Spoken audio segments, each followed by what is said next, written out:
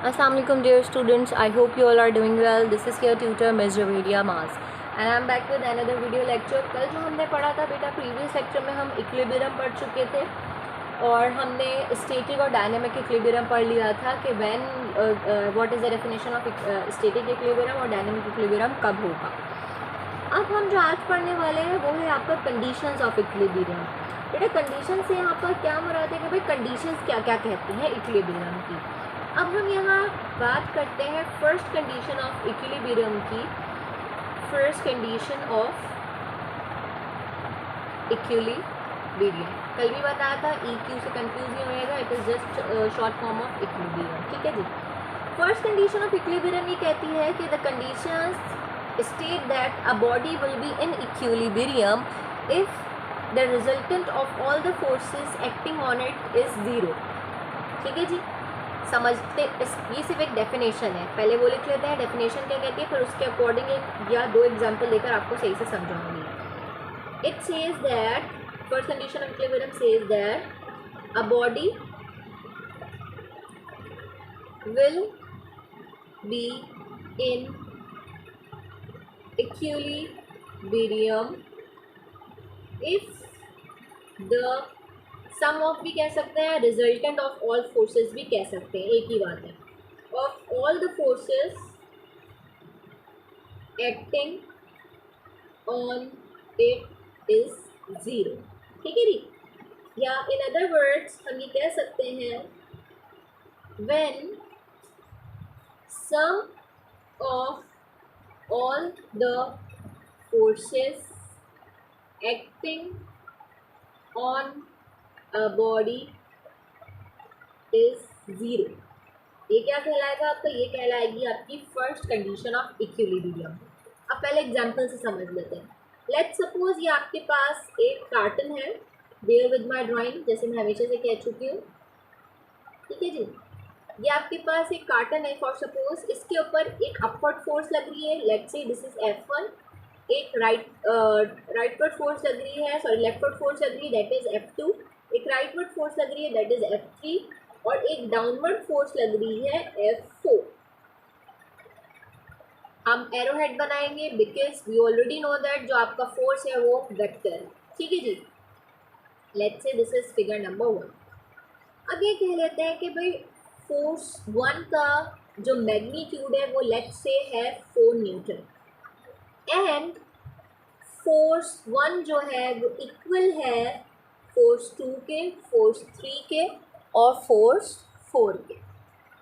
इसका क्या मतलब हुआ कि जितनी भी फोर्सेस लग रही हैं F1, F2, F3, F4, उन चारों का मैग्नीट्यूड है 4 न्यूटन। याद रखिएगा 4 इज मैग्नीट्यूड और Newton is it's SI unit of force. ठीक है जी।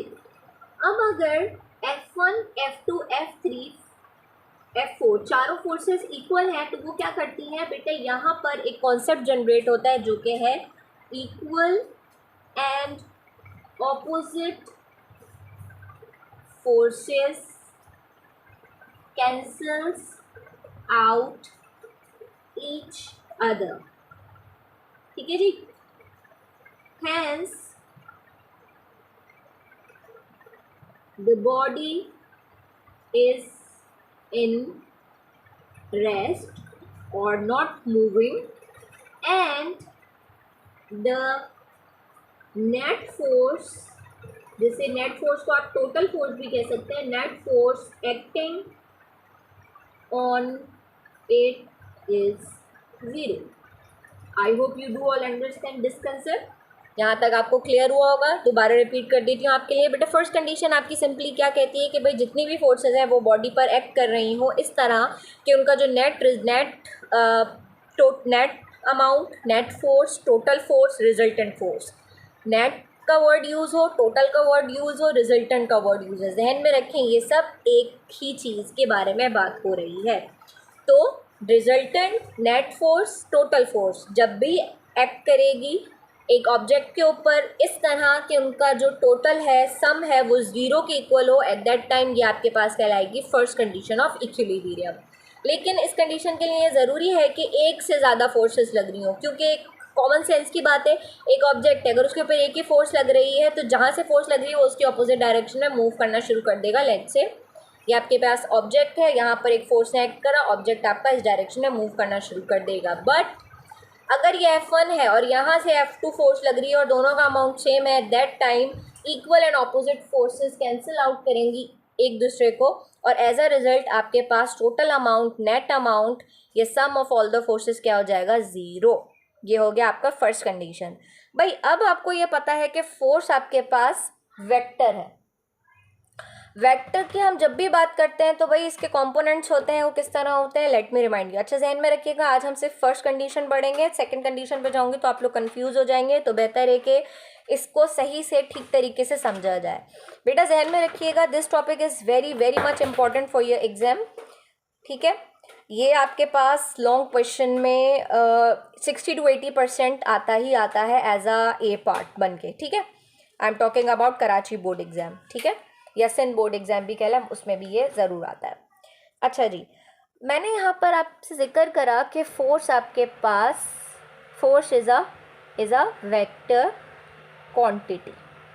जब आपके पास फोर्स वेक्टर क्वांटिटी है तो you can divide the force, let's say ये एक फोर्स का वेक्टर है, into its X component, into its Y component, into its Z component, ठीक है जी। ये एफ वाई हो गया, ये फोर्स हो गया, ये एफ एक्स हो गया, और ये हो गया एफ जेड, ठीक है जी।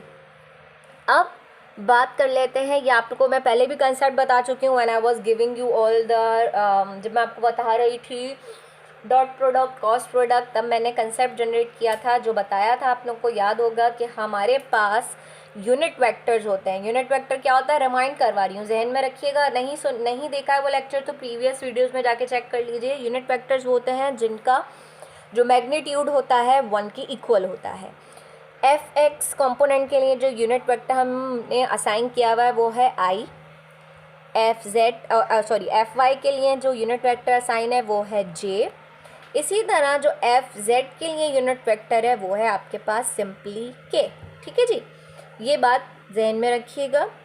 अब हम लेट्स से यहाँ पर एफ जेड को फ़िलहाल, in order to make this very much easy, convenient, lenient, हम एफ जेड के कंसेप्ट को अवॉइड कर देते हैं। मतलब फ़िलहाल थर्ड डायमेंशन की या थर्ड कंपोनेंट की बात नहीं कर रहे, हम यहाँ बात कर रहे हैं सिर्फ एफ एक्स और एफ वाई की, ठीक है जी।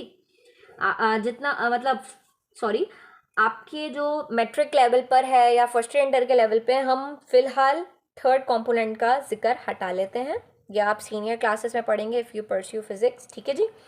अब यहाँ पे हम बात कर लेते हैं वाई और एक्स एक्सिस की। एक्स के साथ मैंने आपको बता दिया कि आई यूज़ होता है, और वाई के साथ यूज़ होता है यूनिट वेक्टर जे।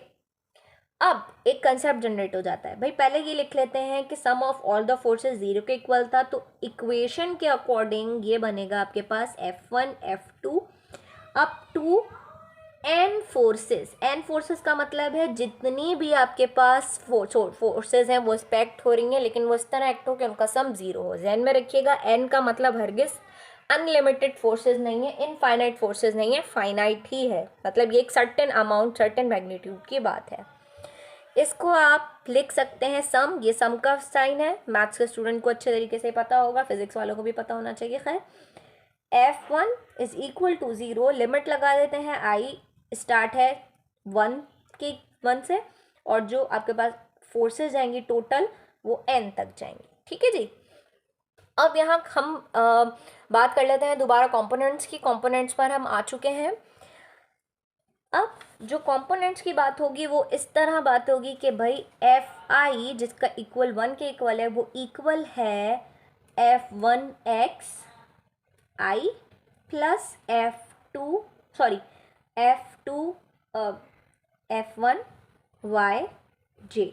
जहन में रखिएगा, ये 1 है आपके पास, हमने आई की जगह वैल्यू पुट कर दी, ये भी 1 है आपके पास। लेट्स से ये फोर्स 1 है, दोबारा एग्जांपल दे देती हूँ। एक कार्टन है जिसके ऊपर फोर्स लग रही है F1, हम यहाँ F1 के कंपोनेंट्स की बात कर रहे हैं। F1 इक्वल हो गया, उसके x कंपोनेंट में डिवाइड कर दिया, उसके y कंपोनेंट में डिवाइड कर दिया, और इनका सम किसके इक्वल होना चाहिए, 0 के। टोटल अमाउंट के बाद। फिलहाल ज़ीरो नहीं लिखेंगे क्योंकि हम यहाँ सिर्फ एक फोर्स की बात कर रहे हैं। सिर्फ मैंने यहाँ आपको बताया है कि किस तरह आप एक फोर्स को दो कंपोनेंट्स में डिवाइड कर रहे हैं। ये एप्लीकेबल 2 के भी है, 3 के भी है, 4 के भी है। जितनी फोर्सेस लग रही हो याद रखिएगा, आई से को आप यहाँ रिप्लेस करेंगे 2, 3, 4 से आगे को आगे दूसरी फोर्सेस के लिए। अब जो ये है x वाला, ये है आपका x कंपोनेंट ऑफ फोर्स।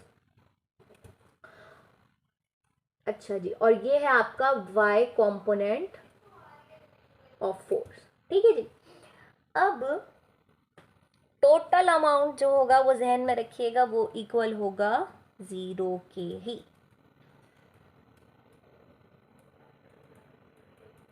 ये हो गया आपके पास I का कॉन्सेप्ट, और ये हो गया ये हो गया x कंपोनेंट का, और ये हो गया y कंपोनेंट का,